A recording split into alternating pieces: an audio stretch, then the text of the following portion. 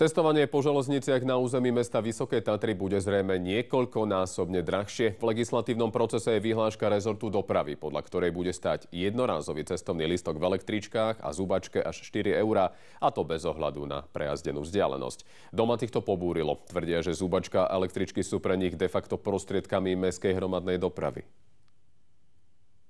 Najviac zmenu pocítia tí cestujúci, ktorí sa potrebujú presunúť len o jednu alebo dve zastávky. Zatiaľ ich to stojí euro. No ak začne platiť nová tarifná vyhláška, budú si musieť pripraviť 4 €. Tatry nie sú len turistická lokalita, tak ako je to vždy prezentované, ale tu žijú aj domáci. Podľa viacerých Tatrancov bude mať skokovité zvýšenie cestovného priamy dopad na každodenný život obyvateľov. Tu v Tatrách sme dosť odkazaní na túto dopravu a niekedy človek ide aj 2-3 krát denne. Je to katastrofa, naozaj je to nehorázna cena. Iniciatíva Vráťme život Tatrám tvrdí, že skokovité zvýšenie cestovného je v príkrom rozpore s hlavnou myšlienkou plánu udržateľnej mobility presunúť cestujúcich z aut do prostriedkov verejnej dopravy. Ak ja pôjdem s autom, ktoré má priemernú spotrebu 7,5 litra na 100 km z Tatranskej Lomnice na Štrbské Pleso, zaplatím 2,5 €. Ale keď pôjdem električkou,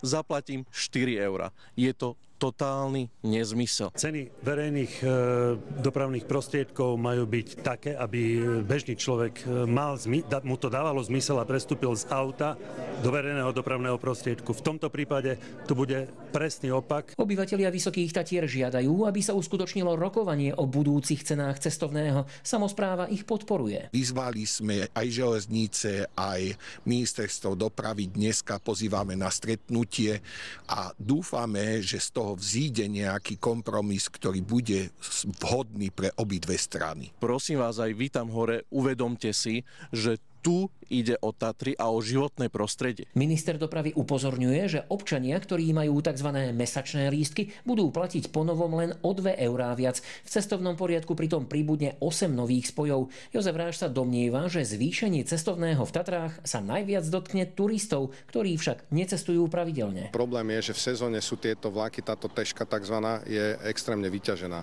Často tí miestni tam majú takú tlačenicu, či v lete, či v zime, keď je tá sezóna, že veľmi ťažko sa týmito vlakmi cestuje. Práve preto sme pristúpili k tomuto opatreniu. Marko Trusina a Jozef Slivenský, Tátry.